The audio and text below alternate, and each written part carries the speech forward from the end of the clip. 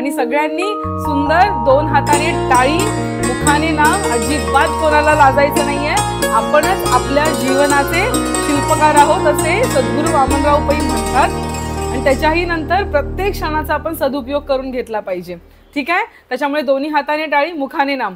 हरे राम राम राम हरे हरे, हरे कृष्ण कृष्ण कृष्ण हरे हरे, हरे राम राम राम हरे हरे, हरे कृष्ण कृष्ण कृष्ण हरे हरे, हरे राम राम राम हरे हरे, हरे कृष्ण कृष्ण कृष्ण हरे हरे, हरे राम राम राम हरे हरे, हरे कृष्ण कृष्ण कृष्ण हरे हरे, हरे राम राम राम हरे हरे, हरे कृष्ण कृष्ण कृष्ण हरे हरे. बोला पुंडलिक वरदे हरि विठ्ठल. श्री ज्ञानदेव तुकाराम पंढरीनाथ भगवान की जय. माऊली ज्ञानेश्वर महाराज की जय. जगद्गुरु तुकाराम महाराज की जय. सब संतन की जय. गोपाल कृष्ण भगवान की जय. विठ्ठल विठ्ठल विठ्ठल विठ्ठल. वक्रतुंड महाकाय सूर्यकोटी समप्रभ, निर्विघ्नं कुरु मे देव सर्वकार्येषु सर्वदा. या कुंदेन्दु तुषार हार धवला, या शुभ्रवस्त्रावृता, या वीणावरं दंडमंडितकरा, या श्वेत पद्मासना, या ब्रह्माच्युत शंकर प्रभृतिभिः देवी सदा वंदिता. सामां पातु सरस्वती भगवती निःशेष जाड्यापहा.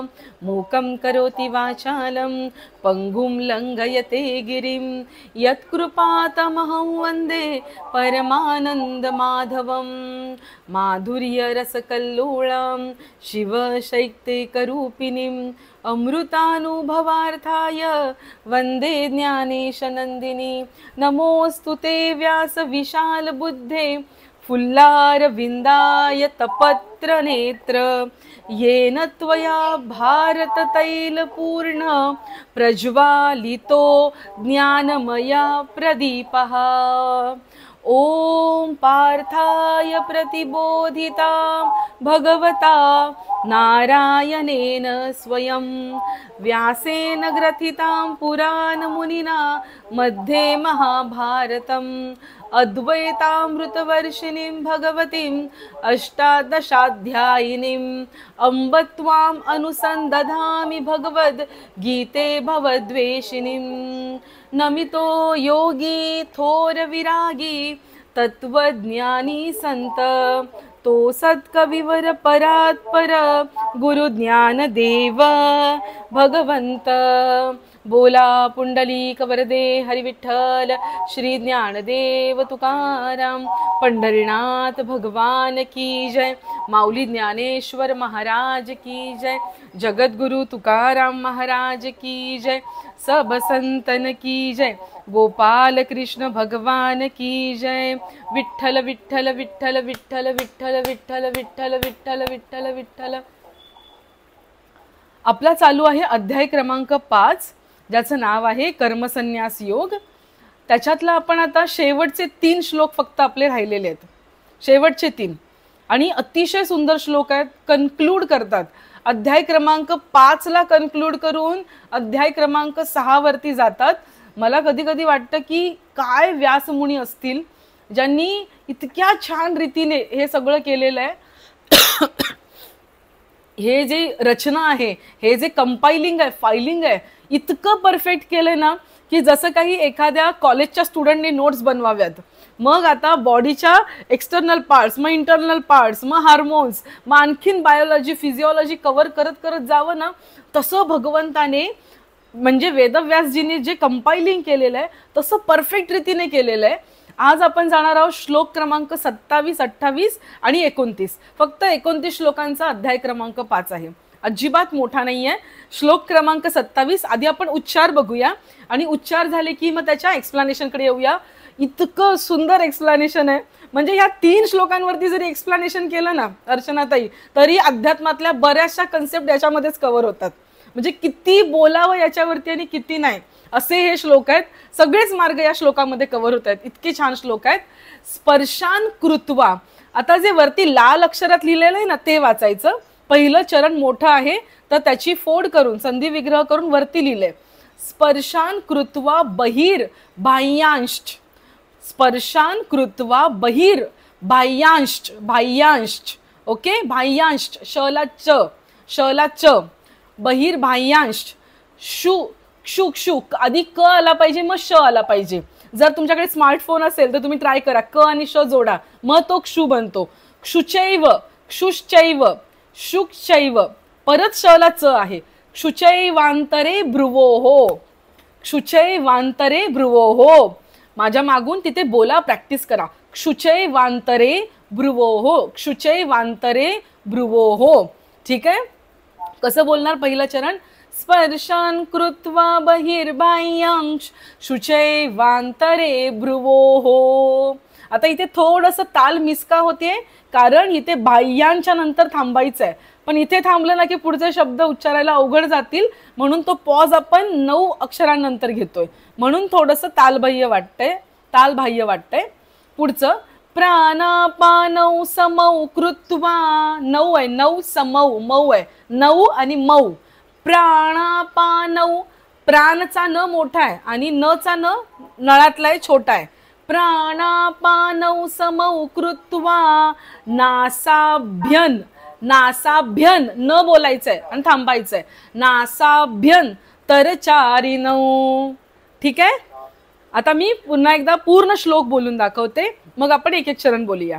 स्पर्शान कृत्वा बहिर्बाह्यांश शुचैवांतरे भ्रुवोः प्राणापानौ समौ कृत्वा नासाभ्यंतरचारिणौ. ओके, माझ्या मागून बोला. स्पर्शान कृत्वा बहिर्बाह्यांश शुचैवांतरे भ्रुवोः. बोला.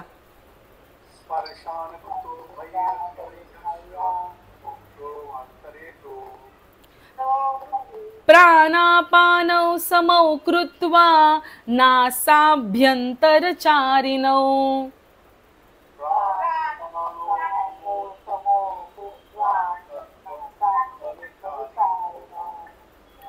Very good. पुढचा श्लोक पण घेऊया आणि मग एकत्र अर्थ घेऊया त्याचा. यतेंद्रिय मनोबुद्धिर मुनिर मोक्षपरायणः. पूर्ण शब्द सोपाच आहे पण बोलायला अवघड जाईल म्हणून मी त्याचा विग्रह करून लिहिलाय. यतेंद्रिय, यतेंद्रिय मनोबुद्धिर, हलंतर, यतेंद्रिय मनोबुद्धिर मुनिर्मोक्षपरायणः.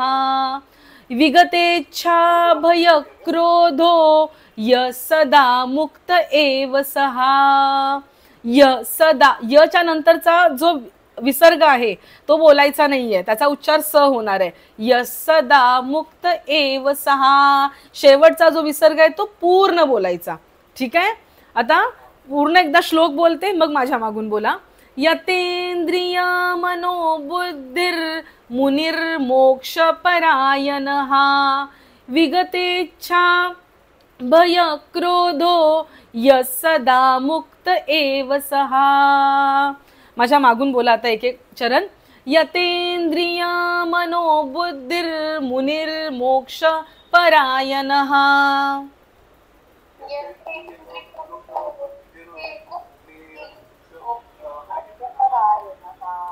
विगते. बोला बोला बोला.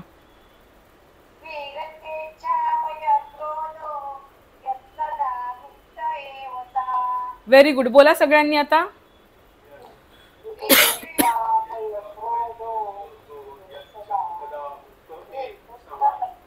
Very good. आता याचा अर्थ काय आहे ऐका. बाहेरच्या विषय भोगांचे चिंतन न करता ते बाहेरच ठेवून दृष्टी मात्र भुवयांच्या मध्यभागी स्थिर करून तसेच नाकातून वाहणारे प्राण आणि अपान वायू दोन्ही सम करून त्यांचे इंद्रिय आणि व मन बुद्धी ज्याने जिंकली प्राण आणि अपान सम करून ज्या व्यक्तीने इंद्रिय मन बुद्धी जिंकली असा मोक्ष तत्पर म्हणजे ज्याला चटकन मोक्ष मिळू शकतो, मोक्ष तत्पर किंवा मोक्षाच्या प्राप्तीसाठी जो खडा उभा आहे, मोक्ष तत्पर मुनी इच्छा भय आणि क्रोध यांनी रहित झाला आहे, तो सदोदित मुक्तच असतो.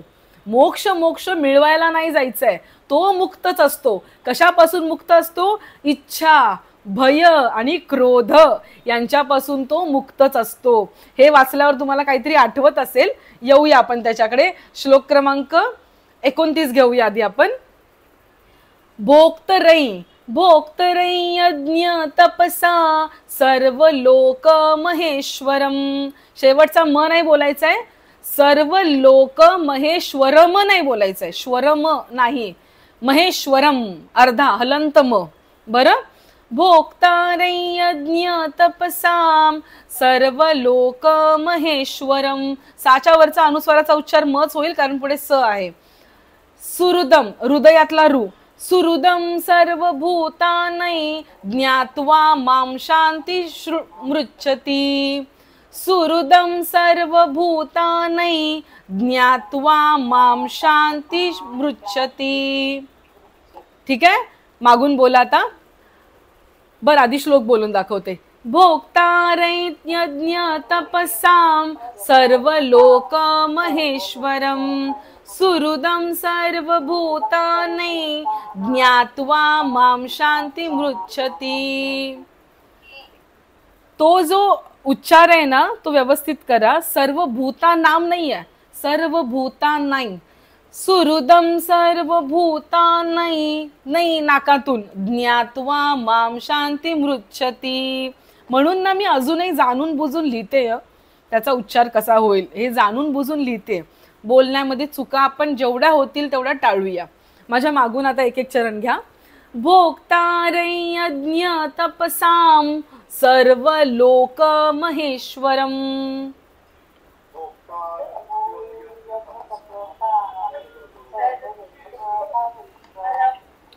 सुहृदं सर्वभूतानै ज्ञात्वा मां शांती मृच्छति.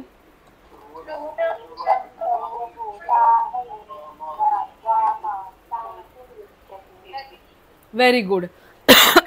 याचा अर्थ असा आहे की माझा भक्त मला सर्व यज्ञ आणि तपांचा भोगता, सर्व लोकांच्या ईश्वरांचाही ईश्वर, सजीव मात्रांचा सुहृद अर्थात स्वार्थरहित दयाळू आणि प्रेमी असे तत्वतः समजून शांतीला प्राप्त होतो. भगवंत सांगतोय की तो माझा भक्त मला कसा ओळखतो, देवाला कसा ओळखतो, तर तो सर्व लोकांच्या ईश्वरांचाही ईश्वर आहे असं तो देवाला ओळखतो. सजीव मात्रांचा सुहृद म्हणजे मित्र आहे, दयाळू आहे, प्रेमी आहे असं तो मला तत्वतः ओळखतो.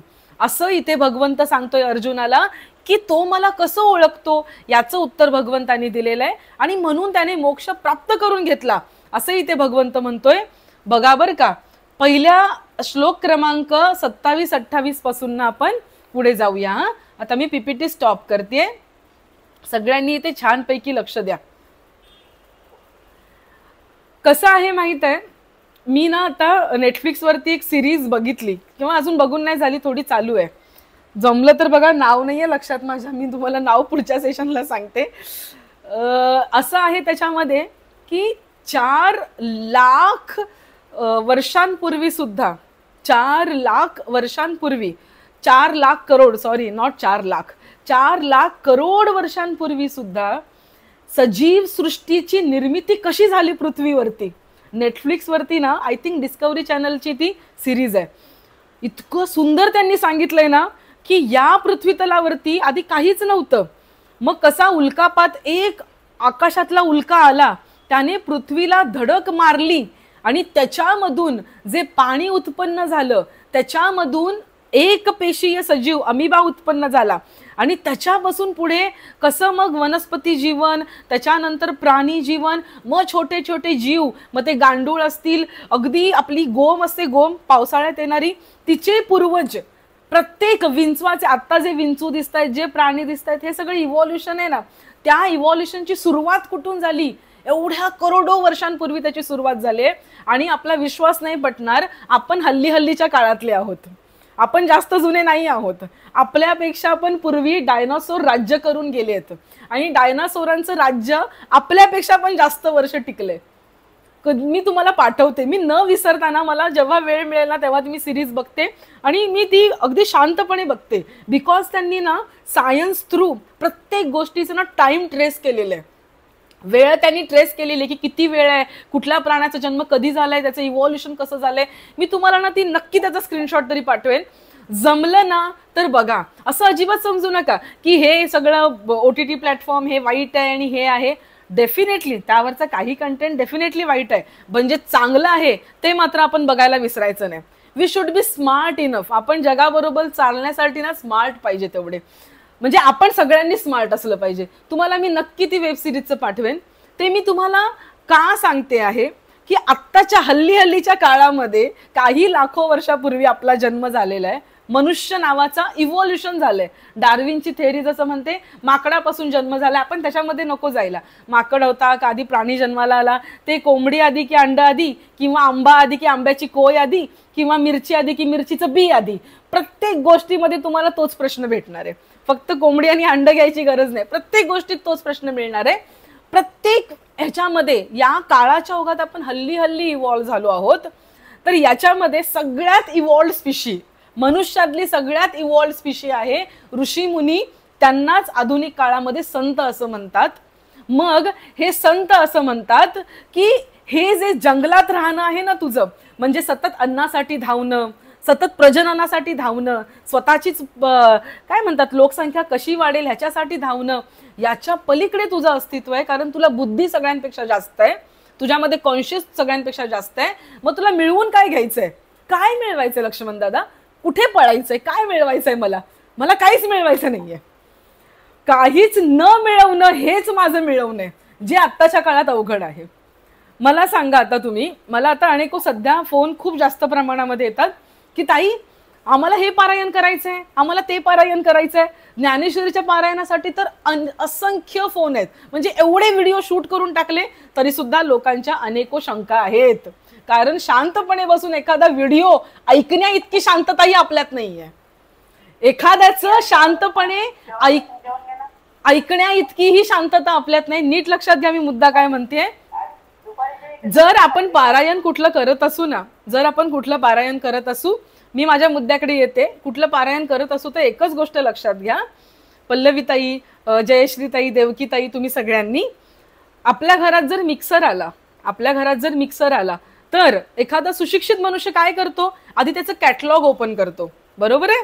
नवीन आधुनिक मिक्सर आलाय माझ्याकडे, कॅटलॉग छोटंसं बुकलेट येतं त्याच्याबरोबर, ते ओपन करतो. मग ते बुकलेट ओपन केल्यानंतर आपल्याला आयडिया असते की ह्याच्यामध्ये काय लिहिलेलं असणार आहे. बटन कसं फिरवावं, आतल्या भांड्यातले कुठले साचे कसे लावावेत, कुठलं कटर, कुठलं ब्लेड कसं लावावं, ह्याचं निरूपण म्हणण्यापेक्षा याचं वर्णन त्याच्यामध्ये दिलेलं असतं. त्याच्यामध्ये असं लिहिलेलं असतं का की फ्रीजचं टेम्परेचर एवढं ठेवू नये, अशा पद्धतीने फ्रीज बंद करावा, किंवा अशी लाईट लागेल.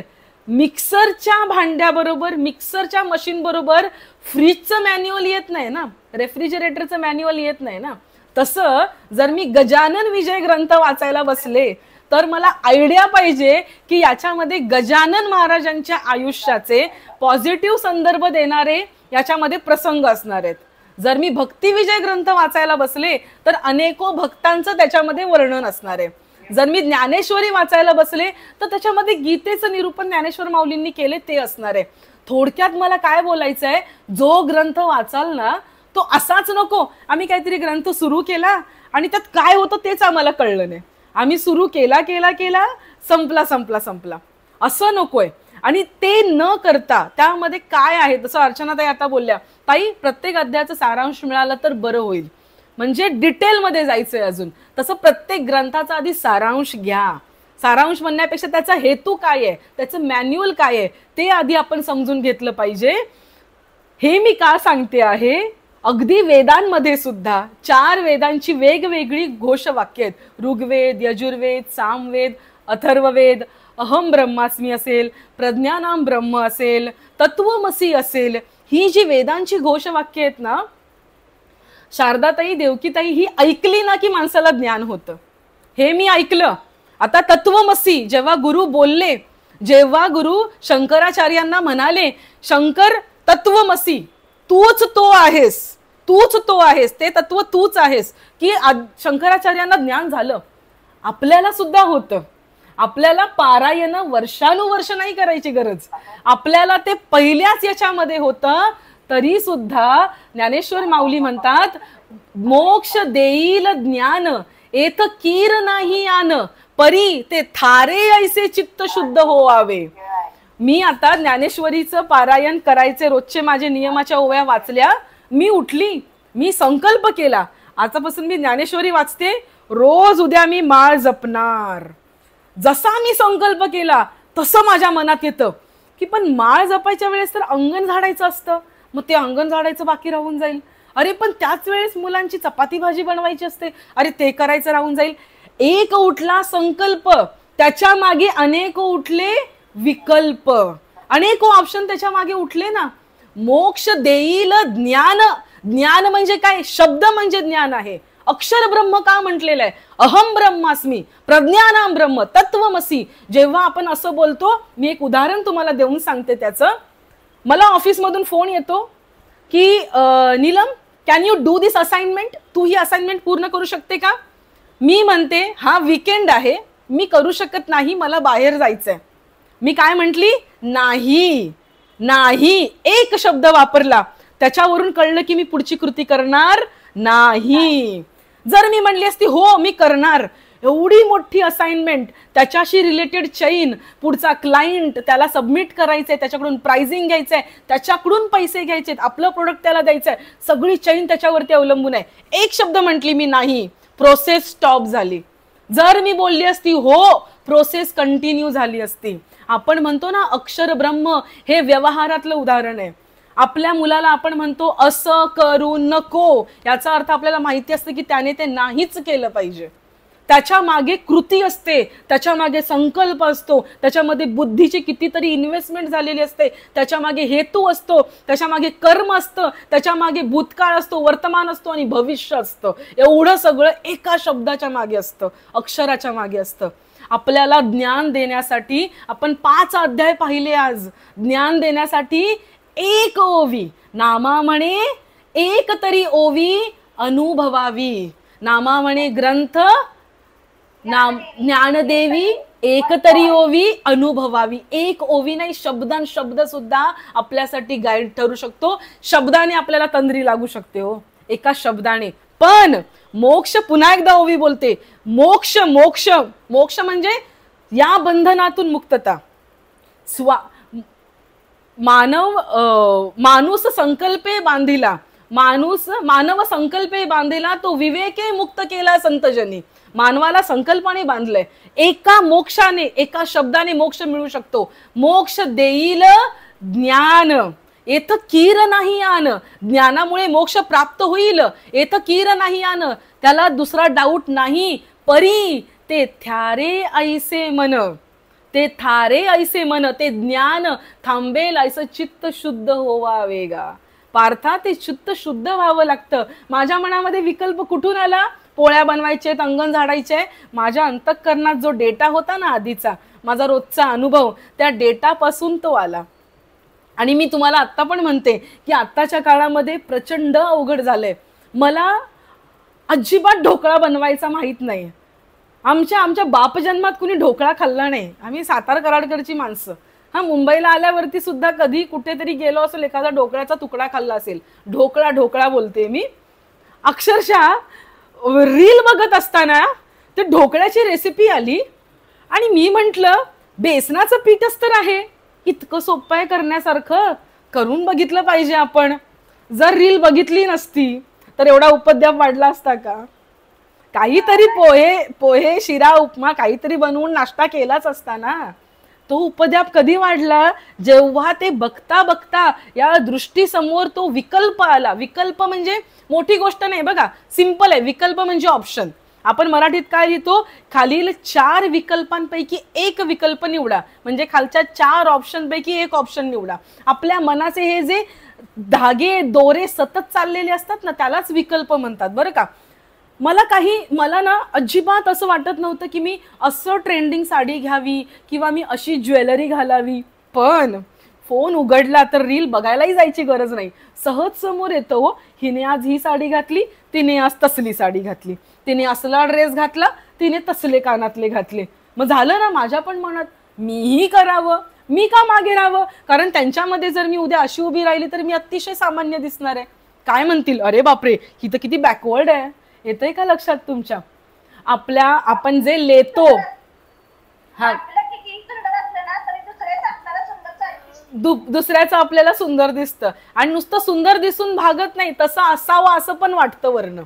आणि आपण काय लेतो म्हणजे लेतो मराठी शब्द आहे. आपण काय लेतो, आपण काय खातो, आपण काय पितो, हे आपण आजूबाजूच्या गोष्टींवरून ठरवलेलं असतं. आपल्या मनातही नसतं हो की चहामध्ये वेलची असलीच पाहिजे.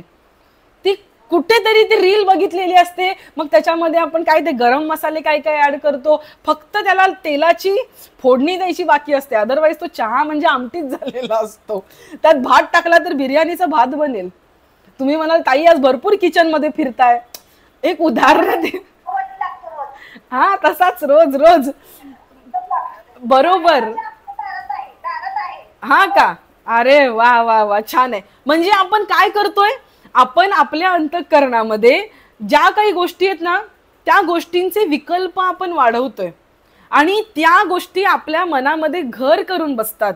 मी तेव्हा गेलेले दुकानामध्ये गेल्यावरती दुकानदार दाखवतोय ना तुला 10-15 प्रकारच्या साड्या दाखवतोय ना, पण आपण त्या नाही बघत. अहो नाही हो, ती तशी त्यातली ती पटोला पण नाही म्हणता येत आणि पैठणी पण नाही म्हणता येत, दोघांचं मिक्सचर नवीन निघालंय, असली साडी मला दाखवा, जुनी कधीतरी कोणाची बघितलेली. म्हणजे आपण वर्तमानातही नाही राहत, आपल्या अंतःकरणामध्ये अनेको गोष्टींचा आपण साठा करून ठेवलेला आहे आणि पल्लवीताई तेच आपल्या मनामध्ये वाहत राहतं. त्यालाच चिंतन असं म्हणतात. आपण विषयांचंच चिंतन सतत करतो आहोत. म्हणून मोक्ष देईल ज्ञान, येत कीर नाही यान, परी ते थारे ऐसे चित्त शुद्ध होवावे. अरे चित्त तरी शुद्ध असलं पाहिजे ना तुझं.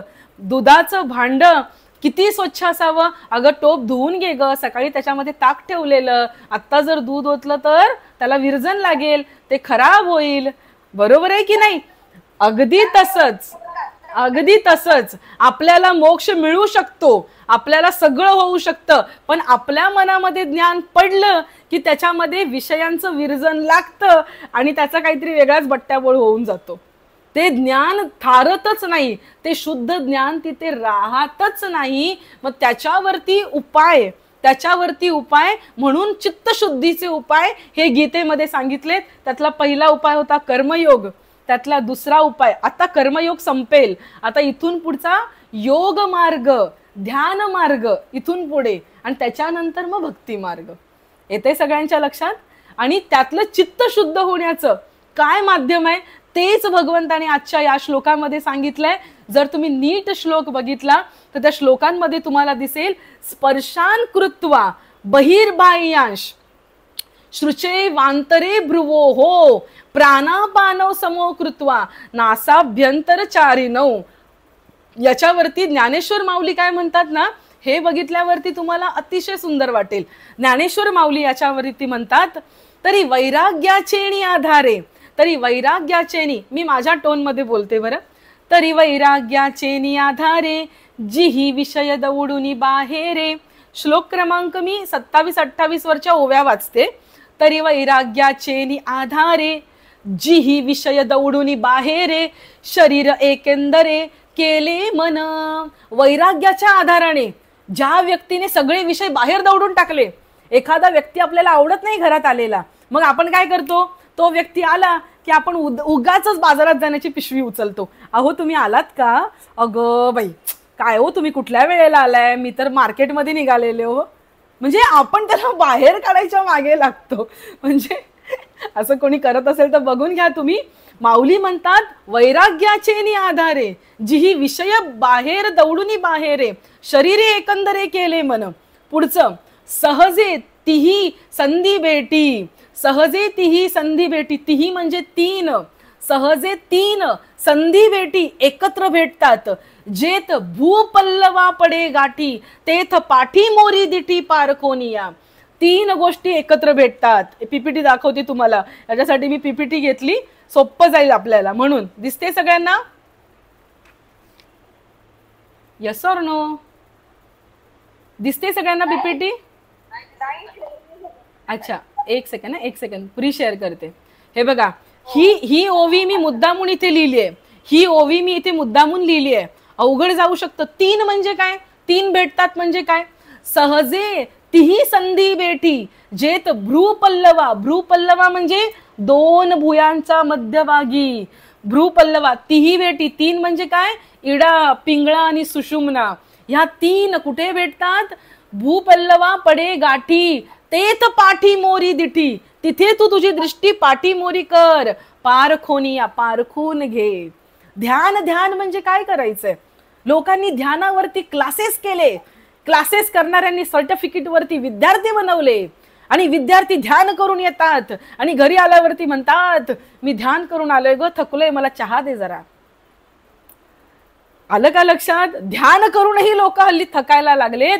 ध्यान ध्यान म्हणजे काय असतं? जसं मी तुम्हाला सुरुवातीपासून सांगते, एक गोष्ट फक्त प्रॅक्टिस करा. जोपर्यंत ती करत नाही तोपर्यंत सगळी ज्ञानेश्वरी पाण्यात पडली. सखंड गीता पाण्यात पडली जोपर्यंत आपण हे करत नाही. तुम्ही म्हणाल आम्ही साधे बोळे नामस्मरण केल्यानंतर सुद्धा हेच करायचं असतं. काय करायचं असतं? इथे इथे भ्रूपल्लवा पडे गाठी. इथे भुयांच्या मध्ये. त्याच्यासाठी गीतेमध्ये वापरलेला शब्द काय आहे? गीतेमध्ये वापरलेला शब्द काय आहे? नासाभ्यंतर चारिणौ प्राणापानौ समौ कृत्वा नासाभ्यंतर चारिणौ. म्हणजे नासाचा अग्र, नाकाचा अग्र लोकांना इथे वाटतं, इथे इथे, मग तसे चकणे बघतात. तो नाहीये नासाग्र. नासाग्र म्हणजे कुठे आहे? इथे इथे भुयांच्या मध्ये. अर्चनाताई काय करायचं मग? ताई आम्हाला इडा, पिंगळा, सुषुम्ना कळत नाही. हरकत नाही. नामस्मरण करून झालं. नामस्मरण करून झाल्यानंतर सुखासन घाला किंवा अर्ध पद्मासन घाला. तेवढं झाल्यानंतर हात आपले दोन्ही असे इथे मिटून ठेवा, जसे ज्ञानेश्वर माऊली ठेवतात. फोटोमध्ये पाहिलं असेल. श्वास आतमध्ये घ्या आणि 3 ओंकार करा. किती? 3 मोजून 3 ओंकार करायचेत. अ, उ आणि म असे छान 3 यांनी 3 स्तरांवरती 3 ओंकार करा. आणि त्याच्यानंतर आपली दृष्टी इथे भुयांच्या मध्ये क्षणभर तरी ठेवा आधी आणि नंतर तिथेच कॉन्सन्ट्रेट करण्याचा प्रयत्न करा. अजिबात असा विचार करू नका की आता विचार काय येत आहेत, ते थांबवू का, हे थांबवू का. काही नाही. माऊली फक्त म्हणतात सहजे तिही संधी भेटी जेत भूपल्लवा पडे गाठी तेत पाठी मोरी दिठी. पाठी मोरी दिठी पारखोनिया. हे करावंच लागणार शारदाताई. हे केल्याशिवाय तुम्ही कितीही माळा जपल्या, तुम्हीही आयुष्यभर कीर्तन केली तरीही उपयोग नाही. हे जोपर्यंत होत नाही, जोपर्यंत तत्वामध्ये मन रमत नाही, तोपर्यंत उपयोग नाही. पुढच्या ओवीमध्ये ज्ञानेश्वर माऊली म्हणतात सांडोनी दक्षिण वाम प्राणापान सम चित्तेसी व्योम गामिये करती. म्हणजे काय? डाव उजव सांडून चित्त अखंड इथे धरतात. ते केल्यावरती काय होतं? मधल्या ओव्या मी घेत नाही, इम्पॉर्टंट ओवी मी घेते. जेत हे संसार चित्र उमटे तो मनोरूप पटू फाटे. जेत हे संसार चित्र उमटे तो मनोरूप पटू फाटे. जैसे सरोवर आटे मग प्रतिमा कैसी. मग प्रतिमा नाही. तैसे मन एथ मुद्दल जाय मग अहंभावाधिक हे आहे. मनोनी शरीरेची ब्रह्म होये अनुभवितो. जेत संसार चित्र उमटे तो मनोरूप पटू फाटे. म्हणजे काय? या मनामध्ये संसाराचं चित्र उमटतं ना. मनाने बघतो ना आपण जगामध्ये काय चाललंय. लक्ष्मण दादा मनाने बघतो. उज्ज्वलाताई मनाने बघतो आपण. किशोर दादा मनाने बघतो संसारामध्ये काय चाललंय. संसाराचं चित्र मनाच्या पटलावरती उमटतं, मग तो पटलच फाटून जातो. कसा फाटतो? जसा सरोवर आटल्यावरती त्यामध्ये प्रतिमा कशी पडणार? किंवा मुद्दल मन नसेल, मुद्दल काय आहे? मन आहे, आणि त्याच्यावरचं व्याज म्हणजे काय आहे? अनेको विषय आहेत. बरोबर आहे. मग ते मुद्दलच मन निघून गेल्यावरती कुठलं आले व्याज आणि कुठलं आले काय? ज्ञानेश्वर माऊली म्हणतात की असा जो व्यक्ती आहे ज्याने सगळे विषय सगळे बाहेर दवडले, सगळे विषय बाहेर दवडून त्याने स्वतःची दृष्टी एक केंद्रित इथे केली, ते केल्यानंतर हळूहळू मन कमी व्हायला लागतं. आणि तुम्हाला मी एक सांगू, जे कोणी इथे ना बसलेले शांतपणे अध्यात्माचं प्रॅक्टिस करतात ना, त्यांना हा प्रश्न पडतो की आमच्या इच्छा आकांक्षा कमी झाल्या पाहिजेत. आमचं दुःख, पहिलं वाटतं आमचं दुःख कमी झालं पाहिजे. मग दुःख का होतंय? इच्छांनी दुःख होतंय, अपेक्षांनी दुःख होतंय. माझ्या मुलाने माझ्याशी असंच वागलं पाहिजे, माझ्या सुनेने असंच वागलं पाहिजे, माझ्या सासूने ओट्यावरती ग्लास असाच उपरडा ठेवला पाहिजे, असा ठेवता कामा नये. तो जो भांडी घासायचं लिक्विड ते एवढंच वापरलं पाहिजे, त्याच्यापेक्षा जास्त वापरता कामा नये. आपण सामान्य लोक, आपल्या अपेक्षा पण सामान्य असतात. आणि ह्या छोट्या छोट्या अपेक्षा पूर्ण नाही ना झाल्या की अंतःकरणामधला तो तंतू इतका वाढतो ना की सगळे तंतू एकत्र येऊन एक गुंडाळा तयार होतो. मग आपणच ते सोडवत बसतो, अरे कसला राग आलेला मला, का डोकं भनभनतंय, एवढं काय झालंय नेमकं. मग पुन्हा बॅग जातो आपण. पण ज्याला हे कळतं ना तोच हे करू शकतो, अन्यथा कोणी नाही करू शकत. मग दुसरा साधा मनुष्य काय करेल? जो आध्यात्मिक नाही, तो फक्त चिडचिड करेल. तो इथली वस्तू आपटून तिथे उचलेल, किंवा एखाद्या माणसावरती खेकसेल, किंवा सगळ्यांना म्हणेल तुम्ही सगळे मूर्ख आहात, आणि तो घरातून बाहेर निघून जाईल वॉक करायला. ह्याच्या पलीकडे तो काय करू शकत नाही. पण आपण आध्यात्मिक आहोत आणि सामान्य माणसांपेक्षा आपण वेगळे कुठे आहोत? आपल्या दुःखाचं कारण काय आहे? आपल्या चिडचिडेपणाचं कारण काय आहे?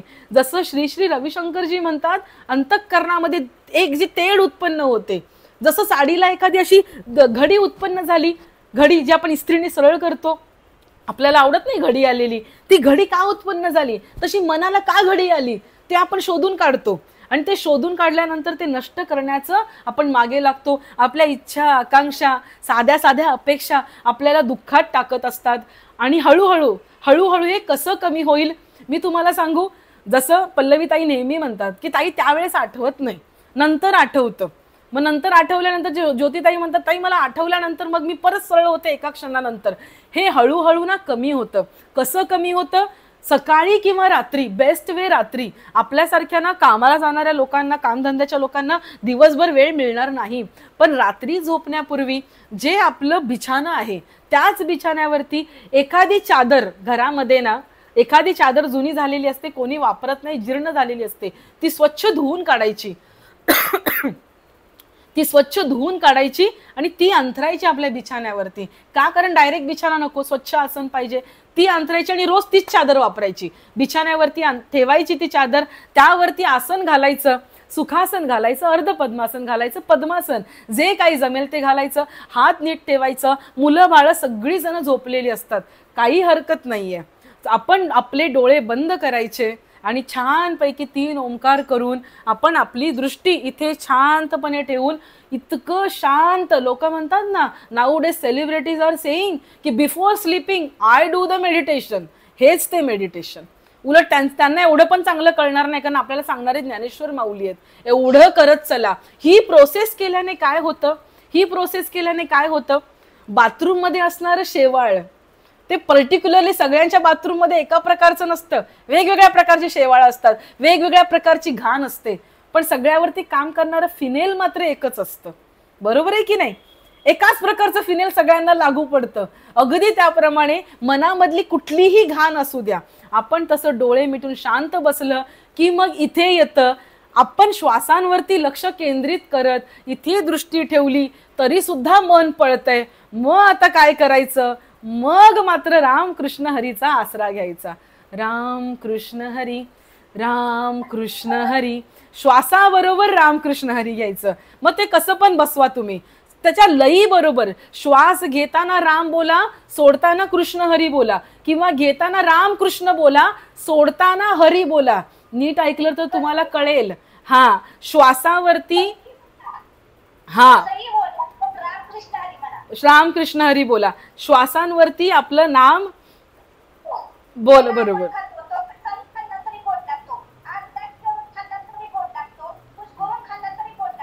बरोबर गोड लागतो. बरोबर बरोबर अगदी बरोबर शारदाताई. हे श्वासांबरोबर बरोबर श्वासांबरोबर हे रामकृष्ण हरी केल्याने काय होतं, अंतःकरणात येणारे इतर जे विचार असतात ना, जसं तुम्हाला म्हटलेलं की हा ग्लास आहे, या ग्लासमध्ये पाणी आहे, तर याच्यामध्ये जर मला तेल भरायचं असेल तर आधी पाणी काढावं लागणार, मग तेल भरावं लागणार. अगदी त्याप्रमाणे अंतःकरणामध्ये जर अंतःकरण विचारहीन करायचं असेल तर सुंदर मार्ग आहे तो, तुमचं अंतःकरण नामाने भरा, आपलं अंतःकरण नामस्मरणाने भरा. असं रामकृष्ण हरी बोलत बघा शांत शांत शांत होत जातो. आणि त्याच्यानंतर मागे उशी ठेवलेलीच असते, फक्त उठायचं, खालची चादर काढायची, तिची घडी बाजूला ठेवायची, डोळे पण उघडायची गरज नाही. आपलंच घर आहे, आपल्याला रोज माहिती कुठली वस्तू कुठे ठेवली. चादर बाजूला ठेवायची, अंगावरची चादर ओढायची आणि झोपून जायचं. मी खरं सांगते तुम्हाला, तुम्ही हे जर केलात ना तर हळूहळू हळू अंतःकरणामध्ये काय म्हणतात ना, विगत ताप ज्वर सगळे अंतःकरणातले निघून जातात. कोणी मनामध्ये येत नाही, कोणाची आठवण येत नाही, कुठला शत्रू आठवत नाही, कुठली ती क्लिष्ट ननंद आठवत नाही, कुठली ती जाऊ आठवत नाही, कोणी आठवत नाही आपल्याला. आपण आणि आपणच. हा, आणि बरोबर सहनशीलता येते. आणि सहनशीलता म्हणजे तितिक्षा येते. तितिक्षा, कुठलाही प्रसंग घडला तरी आपण सहज चिडचिडेपणा करत नाही. हे करून बघा, हे करण्यामध्ये खूप मजा आहे. आणि हे जेव्हा आपण करत जातो ना तेव्हा आपलं व्यक्तिमत्व पालटत जातं. अरे किती सुंदर दिसतात हे आध्यात्मिक लोक, का ते रोज ध्यान करतात. मग त्यांना नाही फेशियल करण्याची गरज, त्यांना नाही टिकली पावडर करण्याची गरज. अरे निघता कुंकू लावून असेच बाहेर पडले आध्यात्मिक लोक तरी सुंदर दिसतात. कारण जशा अंतःकरणाला घड्या पडतात ना विषयांच्या, त्याच घड्या आपल्या चेहऱ्याच्या सुरकुत्या बनतात. लक्षात घ्या, त्याच आपल्या चेहऱ्याच्या सुरकुत्या बनतात. त्यामुळे अंतःकरण जितकं शुद्ध, जितकं निर्मळ, लहान मुलाप्रमाणे. माझ्या मुलाला मी आत्ता ओरडले ना, अगदी मारला धपाटा तरी 5 मिनिटांनी म्हणतो मम्मा, कळलं ना. इतकं प्रेमळ अंतःकरण. राग येत नाही का एखाद्याचा, येतो पण लगेच निघून जातो. इतकं अंतःकरण शुद्ध होत जातं. आणि मग आपण श्लोक. हा बोला शारदा. अगदी. आणि हे नामस्मरण करत असताना ना, म्हणजे पारायण करत असताना, नामस्मरण करत असताना असं कधीच म्हणू नका. म्हणजे मी हल्ली आता बघायला लागली, काही लोकांच्या घरी जाते, घरी जाण्यापेक्षा ना असे येता जाता पण भरपूर मैत्रिणी भेटतात. आम्ही बाबा स्वामींचं चरित्र लावलंय.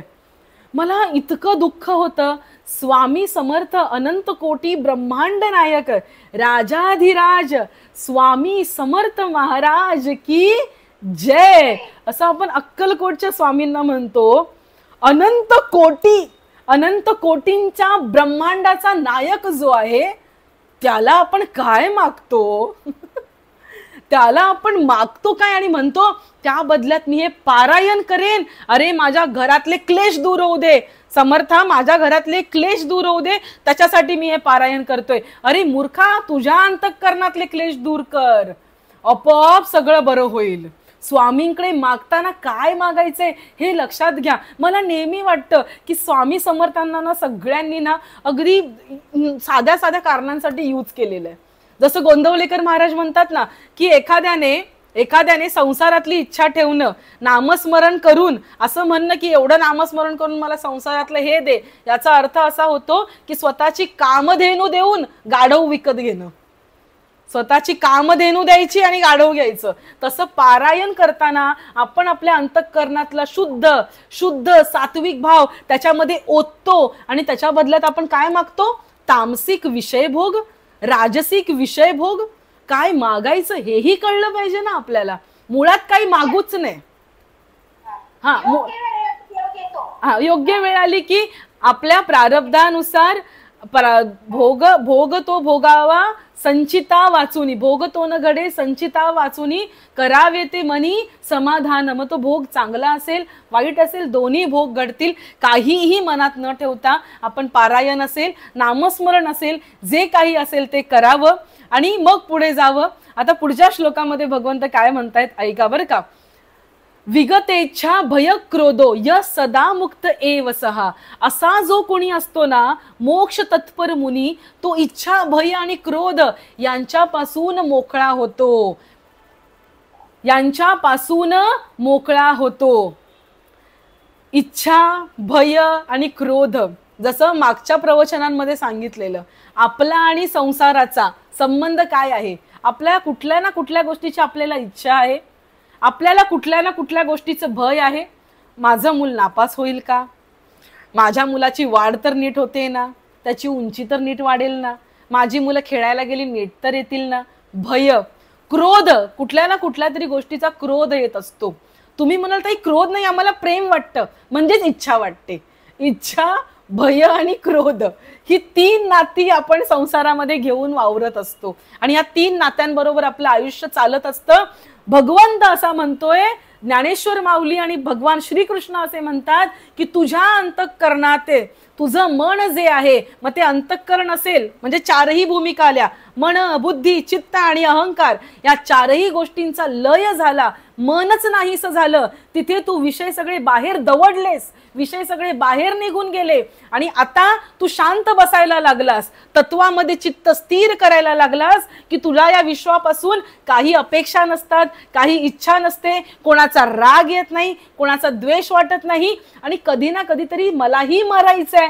सगळ्यात मोठं भय मृत्यूचं आहे ना, कधी ना कधीतरी मीही मरणार आहे. त्यामुळे आपल्याला कसलं भयच वाटत नाही, कसलंच भय वाटत नाही. गोंदवलेकर महाराजांचे मोठे शिष्य ज्यांना भाऊराव साहेब म्हणतात, ते त्यांना एकाने विचारलं, तेव्हा जेव्हा ते खूप आजारी पडले, इतके आजारी होते की बिछाण्याला खिळलेले, एकाने विचारलं, भाऊराव साहेब तुम्हाला भीती नाही का वाटत आहे, आता तुमचं मरण जवळ येत आहे. ते म्हणाले, त्यात अवघड काय आहे, इथून उठायचं आणि महाराजांकडे जायचं, म्हणजे गोंदवलेकर महाराजांच्या इथे जायचं, त्यांच्या चरणी लीन व्हायचं, कशाला मृत्यूचा डर पाहिजे. तसं आपल्याला जर कोणी विचारलं तर आपल्या मनाने ज्यांनी ज्ञानेश्वरी ज्ञानेश्वरी कोकलत कोकलत आयुष्य काढलं, त्यांना असं वाटलं पाहिजे मरताना की मरण काय अवघड आहे, मला फक्त इथून उठायचंय, माऊलींच्या चरणी जायचंय. पुढचा विकल्प येतो, मुलांचं काय, नोकरीचं काय, पैसे नाही कमवले, लोनचं काय, गावच्या घराचं करायचंय, जमिनीचं काय, विकल्प आले ना. म्हणून त्यासाठी आधी माऊली म्हटलेत, विषय सगळे बाहेर दवड, वैराग्याचे नि आधारे. आधी वैराग्याच्या आधाराने सगळे विषय बाहेर दवड. बघा स्टेप बाय स्टेप आहे. जर विषय असतील ना तर या गोष्टी कधीच जाणार नाहीत मनातून. आपलं आपलं प्रत्येकाने चिंतन करा. हा बोला. हा हा त्याच्यामध्ये सगळे विषय आहे. अच्छा अच्छा, हो हो माहित आहे, माझ्याकडे लिहिलेला तो आहे आहे आहे. असे चिक्कार चिक्कार तुम्हाला, म्हणजे मी सुरुवात ज्या नोटवर केली ना, नेटफ्लिक्स वरची सिरीज, तो अभंग नामदेव महाराजांचा एक आहे, ज्याच्यामध्ये नामदेव महाराजांनी 4 कोटी योनी पक्षांमाजी घेसी, पक्षांमध्ये 4 कोटी योनी घेतोस, कोणामध्ये किती किती कोटी योनी घेतोस, जो म्हणतात ना मनुष्य जो फेरा पार करून येतो, त्या फेऱ्याचं वर्णन नामदेव महाराज करतात. आपल्या संतांना आणि ऋषी मुनींना एवढं सिंपल समजू नका. मग आता हल्ली हल्ली बघण्यामध्ये, वाचनामध्ये की डिस्कस करत होतो आम्ही, I don't remember right now, असं आलं होतं की पाश्चात्य देश आहेत ना, ते अजूनही कन्फ्युज्ड आहेत की सुख कुठून मिळवावं. एकदा तर आम्ही यांच्याकडे, जो ख्रिस्ती समाज आहे, त्यांना असं वाटतं की आम्ही जर येशूला शरण गेलो तर आम्हाला सुख मिळेल का, की आम्ही पूर्ण विज्ञानाला शरण गेलो, आम्ही आधुनिक झालो की आम्हाला सुख मिळेल. त्यांना त्याच्याबद्दल कन्फ्युजन आहे. त्यांना आपल्या भारताने उत्तर दिलेलं आहे, बाहेर काहीही असू दे, बाहेर AC असू दे, बाहेर वरती सूर्य तळपत असू दे, बाहेर वारं असू दे, बाहेर अंधार असू दे, प्रकाश असू दे, काहीही असू दे, तुझ्या अंतःकरणामध्ये जर आनंद नसेल तर तुला आनंदच वाटणार नाहीये. कधी कधी ना तुम्ही स्वतःच्या इन्फॉर्मेशनसाठी का होईना ना जरा बाहेरचं जग बघा. बघितल्यानंतर कळेल, इतर धर्मीयांना बघा.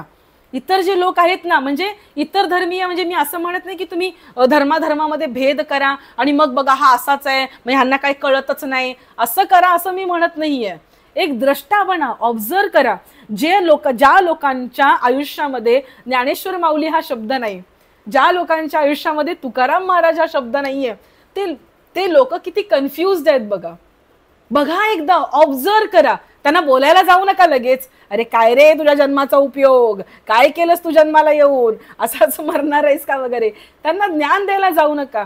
आपण आपल्या अभ्यासासाठी त्यांना ऑब्झर्व करा. मग कळेल की आपण किती आपण समाधानी आहोत आणि आपण किती लकी आहोत, नशीबवान आहोत, भाग्यवान आहोत की आपल्याला गीता आत्ता आयुष्यात आली आणि प्रत्येक स्टेप गीता उलगडून सांगते.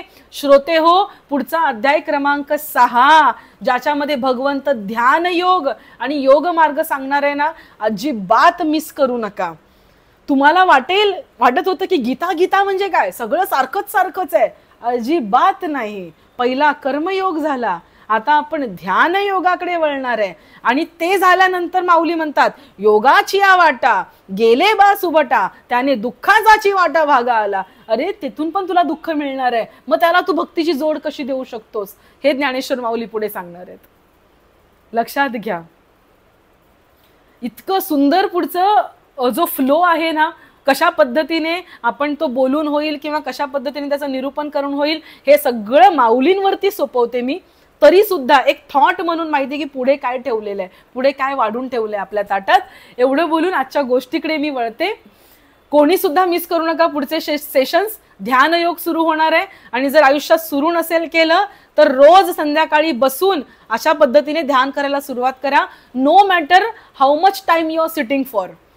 इफ इट इज, जर ते 30 सेकंद असतील तरी चालतील, 60 सेकंद 1 मिनिट असेल तरी चालेल. बसून बघा, गोडी चाखून तर बघा, त्याच्यामध्ये किती मजा आहे. बसून तर बघा ना. सतैव दृष्टी अशी बाहेर ओखकलेली वखवकलेली अशी ओकी बोकी दृष्टी आपण इकडे तिकडे टाकत असतो. हे करू ते करू, हे नीट नाही ठेवलंय, चादर नीट नाहीये, कुशन इथे नाहीये, चार्जर कसा ठेवलाय, असं कसं ठेवलंय. बंद करा, डोळे बंद करून घ्या. श्वासांवरती रामकृष्ण हरी ठेवा आणि भ्रुकुटीच्या मध्ये 2 भुवयांच्या मध्ये दृष्टी ठेवा. बास, भगवंत तिथेच आहे, भगवंत तिथेच आहे. ठीक आहे, आपण आजच्या गोष्टीकडे वळूया.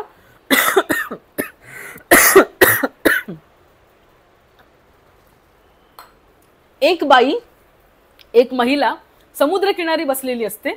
असं परदेशातला समुद्रकिनारा आहे, भारतातला इमॅजिन नका करू, म्हणजे स्पेशली मुंबईची चौपाटी वगैरे इमॅजिन करू नका. I am sorry. एक बाई समुद्रकिनारी बसलेली असते आणि ती अशी मस्त सूर्यप्रकाश घेते अंगावरती. तेवढ्यात काय होतं, तिचे यजमान, तिचे हजबंड समुद्रामध्ये असे पोहण्यासाठी गेलेले असतात आणि तिचं लक्षण असतं आणि एक मोठी लाट येते आणि त्यांच्याही नकळत ती लाट त्यांना घेऊन जाते आतमध्ये आणि अतिशय दुर्दैवी घटना घडते. तो व्यक्ती समुद्रामध्ये बुडला जातो. त्या बाईला खूप राग येतो. ती बाई रडायला लागते, आक्रोश करायला लागते आणि ती सगळ्यात जास्त राग समुद्रावरती काढते. हा समुद्र हा सगळ्यासाठी कारणीभूत आहे. हा समुद्र मृत्यूचं मुख आहे, हा समुद्र मृत्यूचं तोंड आहे. तुम्ही म्हणाल ताई त्या विदेशी बाईला मराठी कसं येतं, एवढा विचार गोष्टीमध्ये नसतो करायचा. मी सांगते ना तुम्हाला, म्हणून माझे शब्द मी घातलेत त्याच्यामध्ये. सॉरी. तर ती बाई समुद्राला म्हणते की हे मृत्यूचं द्वार आहे, हा मृत्यू आहे, समुद्र म्हणजे काही नाही, हा मृत्यू आहे. ती समुद्राला कोसायला लागते, ब्लेम करायला लागते. तेवढ्यात काय होतं, तिथून एक लहान मूल चाललेलं असतं बीचवरून चालताना त्या रेतीमध्ये त्याची चप्पल अशी रुतली जाते. त्याचा पाय पुढे येतो, तुम्ही समजू शकता, पुढे पाय येतो, चप्पल रुतली जाते. तेवढ्यात मोठी लाट येते आणि त्याची चप्पल घेऊन जाते. त्या मुलाला एवढा राग येतो, तो सुद्धा त्या समुद्राकडे बघायला लागतो. बोलतो हा समुद्र ना 1 नंबरचा चोर आहे, हा समुद्र ना 1 नंबरचा चोर आहे. माझी चप्पल घेऊन गेला, माझं सँडल घेऊन गेला. तेवढ्यात तिथे एक मासेमारे आलेला असतो. तो समुद्रातून नुकतंच स्वतःची मोठी बोट अशी पार्क करत असतो बंदरावरती, आणि तो मात्र फार खुश असतो, कारण त्याच्या टोपलीमध्ये अनेको मासे असतात. तो म्हणतो, हा समुद्र हा दर्या राजा आहे, हा समुद्र माझं उपजीविकेचं साधन आहे, हा समुद्र माझा माय बाप आहे. अतिशय खुश होऊन चाललेला असतो. ती बाई, एक गोष्ट सांगायची राहिली बरं का, ती बाई ज्या वेळेस म्हणते की हा समुद्र हा डेथ आहे, हा समुद्र मृत्यूचं कारण आहे, ती जाऊन रागारागाने वाळूवरती लिहून येते की समुद्र मृत्यूचं कारण आहे. तो लहान मुलगा वाळूमध्ये लिहून येतो की समुद्र चोर आहे. आता हा जो मासेमार आहे तो खुश होतो, हा तिथे जातो आणि लिहितो की समुद्र माझा माय बाप आहे, समुद्र माझी उपजीविका पूर्ण करतो, समुद्र माझ्यासाठी सर्वस्व आहे. त्याच्यानंतर एक म्हातारा माणूस असाच चाललेला असतो, थोडासा समुद्राच्या पाण्यामधून आतल्या बाजूने चाललेला असतो. त्याचा पाय एका शिंपल्यावरती पडतो, तो शिंपला उचलतो आणि अक्षरशः तो खरा शिंपला असतो, ओरिजिनल शिंपला असतो, तो उघडतो आणि त्याच्यामध्ये त्याला मोती मिळतो. तो म्हणतो की हा समुद्र साक्षात जादूगार आहे, हा समुद्र साक्षात जादूगार आहे. तो जातो आणि आनंदाने तिथल्या वाळूवरती लिहितो की समुद्रा तू जादूगार आहेस. हे 4 प्रकारची लोक 4 प्रकारच्या वस्तू, गोष्टी, वाक्य समुद्राच्या किनाऱ्यावर लिहितात. तेवढ्यात एक मोठी लाट येते आणि ती 4ही वाक्य पुसून आतमध्ये निघून जाते. मोरल ऑफ द स्टोरी, या गोष्टीचं तात्पर्य काय? कोणी आपल्याला म्हणत असेल की ही बाई खूप सुंदर आहे, भले ती बाई चिडचिडी असेल पण स्वभावाने प्रेमळ आहे. कोणी आपल्याला म्हणत असेल खूप गोडबोली आहे, नुसती गोड गोड बोलते पण खाली मुंडी आणि पाताळ धुंडी, खालचं सगळं पाताळातलं ही बाई गवसून काहीतरी सांगेल, अशी बाई आहे. आपल्याला कोणी कसंही बोलेल. एखादा म्हणेल की हा सारखा सुट्ट्या काढतो, एखादा म्हणेल की हा ऑफिसमध्ये रेग्युलर येत नाही, पण आपली परिस्थिती काय आहे ते आपल्याला माहिती आहे. आपली आई आजारी आहे, आपल्याला रोज वेळेत जायला जमत नाही. लोक असंही म्हणतील, लोक तसंही म्हणतील. कोणी आपल्याला महान बोलेल. तुम्हाला काय वाटतं? म्हणजे मी महान तर नाहीच आहे, डोंबल, पण काय ज्ञानेश्वरी बद्दल बोलते, सगळ्यांना चांगलं वाटत असेल की ही बाई बोलते, चांगलं बोलते. अरे किती लोक निंदा करतात. तुम्हाला काय वाटतं? ग्रुपवरचे 240 जण फक्त G3 सेशन मध्ये येण्यासाठी इन्व्हॉल्व्ह झालेत? अजिबात नाही, बघण्यासाठी इन्व्हॉल्व्ह झालेत काय काय चालतं इकडे. कळतंय का तुम्हाला? अनेको प्रकारची लोक आपल्याला मिळतील, काही चांगलं म्हणतील, काही वाईट म्हणतील. समुद्राची या गोष्टीतली एक कृती लक्षात ठेवा, ती लाट येते आणि सगळं घेऊन जाते. जर आपल्याला समुद्र बनायचंय, जर आपल्याला अफाट अचाट मोठं आणि खूप मोठं विशाल बनायचंय ना, तर सगळ्या आपल्या किनाऱ्यावरती जे जे आहे ना ते आपल्याला आपल्या पोटात सामावून घेता आलं पाहिजे, आपल्याला घेता आलं पाहिजे. याचा अर्थ असा नाही की लोकांच्या बोलण्याकडे लक्षच नाही द्यायचं, नाही. लोक क्रिटिसाइज करतात. जर ते म्हणतात की नीलम तुझं हे थोडं चुकतंय, जरा इथे करेक्शन केलंस तर बरं होईल, ज्या काही ते कॉम्प्लिमेंट देतात, सजेशन देतात, ऐकून घ्या. जे चांगलं आहे त्याच्यावरती विचार करून त्या गोष्टी आपल्याला इम्प्लिमेंट करता आल्या पाहिजेत. इथे आपल्या सूक्ष्म बुद्धीचा वापर आहे. लक्षात घ्या, जर आपल्याला मोठं व्हायचं असेल ना तर लोकांनी थुंकलेलं सुद्धा सहन करावं लागेल, लोकांचे दगड सुद्धा सहन करावे लागतील, लोकांचे हार सुद्धा सहन करावे लागतील, स्तुती निंदा सगळं सहन करावं लागेल, तेव्हा समुद्र होता येईल. ही सुंदर समुद्राची गोष्ट लक्षात ठेवा.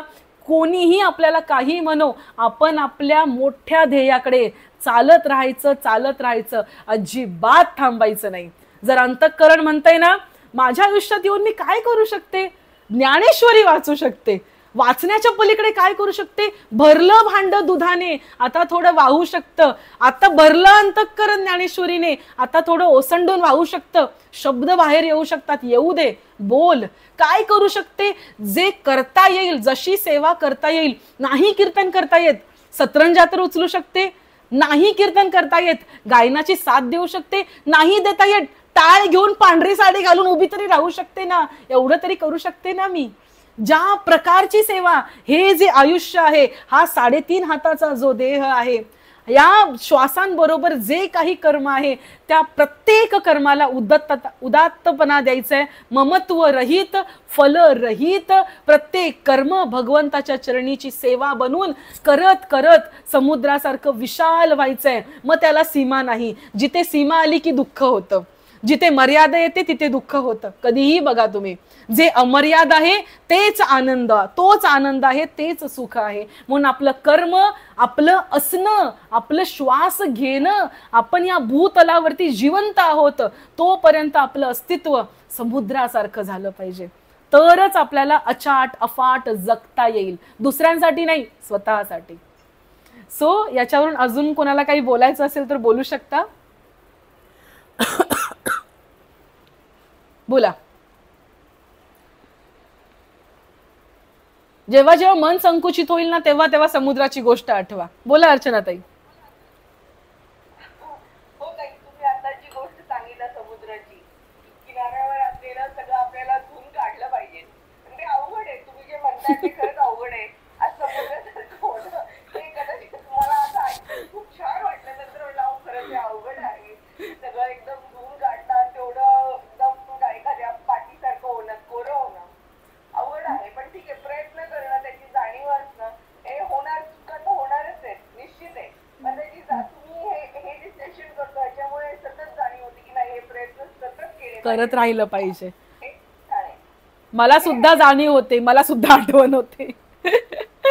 फक्त झोपण्यापूर्वीचं जे सांगितले, झोपण्यापूर्वी करा किंवा सकाळी उठल्यावर करा, पण हे करा, डू दिस. तुम्ही मगाशी नाही का म्हणता ते विकल्प, माणसं विकल्प असतात, विकल्प तर असतातच, ऑप्शन्स असतात. पण माणूस काय ना त्या ऑप्शन्सला आपला चॉईस बनवून टाकतो की नाही बाबा मला हे असं असं लागतं. स्वार्थानुसार एक शब्द जोडा, स्वार्थानुसार तो चॉईस करतो. मला हे असंच लागतं कारण माझे पैसे वाचणार असतील तर मला हे असंच पाहिजे. तुम्ही तर ऑप्शन्स म्हणून म्हणाला, पण माणूस आता तसा पुढची पाहिजे असती, तो त्याला स्वतःची चॉईस, परफेक्ट चॉईस करून टाकतो की मला हे असं असं लागतं, मला हे कोणी तसं दिलं त्याला आवडतच नसतं, त्याला आवडतच नाही. आणि बघा ना, चिंतनामध्ये काय असतं, एकतर तो ऑप्शनचा विचार करतो, स्वतःसाठी उत्कृष्ट ते निवडून घेतो स्वार्थापोटी, आणि जर मिळालं तर आनंदामध्ये क्षण घालवतो, नाही मिळालं तर दुःखामध्ये क्षण घालवतो. म्हणजे पूर्ण वेळ तो याच प्रोसेसमध्ये असतो. कधी पण बघा आपण तेच करतोय. सतत सतत सतत विषयांचं चिंतन. अगदी अगदी अगदी. बोला पल्लवी ताई. इथे एक उदाहरण छान चप्पल जे आता मी ऑडिओ त्याच्यामध्ये सेम हेच आहे की रमण महर्षी म्हणतात की प्रत्येक माणसाचं आयुष्य म्हणजे एक जसं ट्रेनचा आपला प्रवास असतो तसा प्रवास, म्हणजे आपला जन्म ठरलेला आहे, जे कुठून सुरू होणार आहे ते ठरलेलं आहे आधीच, बरोबर, संपणार आहे ते पण ठरलेलं. आणि वाटेत कुठे कोणते स्टेशन येतील, कोण आपल्यापासून दूर जाईल, कोण आपल्या सोबत येईल, ते पण आधीच ठरलेलं आहे. त्यांचं आणि आपलं कुठे रिलेशन जुळेल ते त्या ठरलेल्या कर्मानुसार. बरोबर. पण मग होतं काय, आता हा विकल्पाचा विषय निघाला म्हणून त्यात हे बरोबर हे होणार आहे. मग होतं काय, माणूस काय करतो, त्याच्यासोबत खूप सारं सामान असतं, बॅगा असतात. मग तो काय करतो, ट्रेन मध्ये बसलेला आहे, ट्रेन सुरू आहे, जीवन सुरू आहे, आपला ट्रेन सुरू आहे, आपला ट्रेन सुरू आहे, तरी सुद्धा तो काय करतो, तिची बॅग आहे त्याची डोक्यावर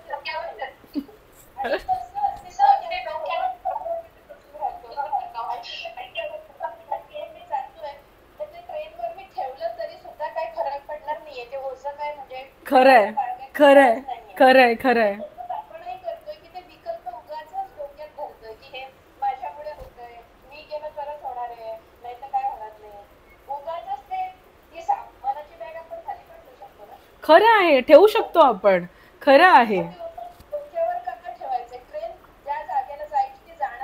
म्हणजे काळाच्या ओघात गोष्टी घडणार आहेत, तरी आपण त्या मी केलं मी केलं मी करतो मी करतो म्हणून ते ओझं घेऊन चालत असतो आपण. एकदम सुंदर उदाहरण दिलं तुम्ही, एकदम सुंदर उदाहरण दिलं. हे असंच उदाहरण एका राजाचं आणि शेतकऱ्याचं होतं की राजा शेतकरी चाललेला असतो पाटी घेऊन आणि राजा चाललेला असतो रथातून, तो शेतकऱ्याला लिफ्ट देतो की ये माझ्या रथात बस, तर तो रथात बसल्यावरती सुद्धा पाठी घेतो.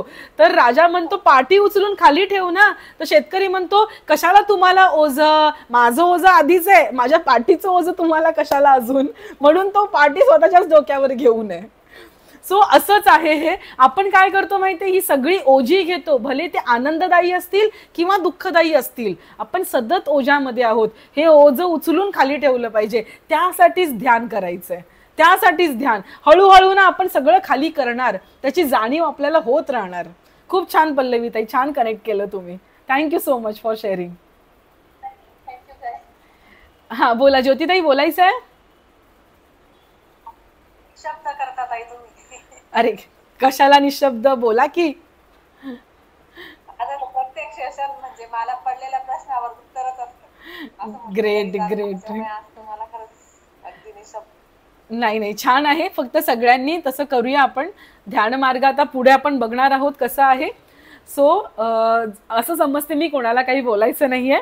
आणि झालेली सेवा आपण ज्ञानेश्वर माऊलींच्या चरणी, भगवंताच्या चरणी, आणि हे सेशन आपण आपल्या आयुष्यामध्ये उतरवत पुढे जाऊया असा संकल्प करूया. विकल्प येऊन देऊ नका. असा संकल्प करून आपण पुढे जाऊया आणि झालेली सेवा माऊलींच्या चरणी अर्पण करूया.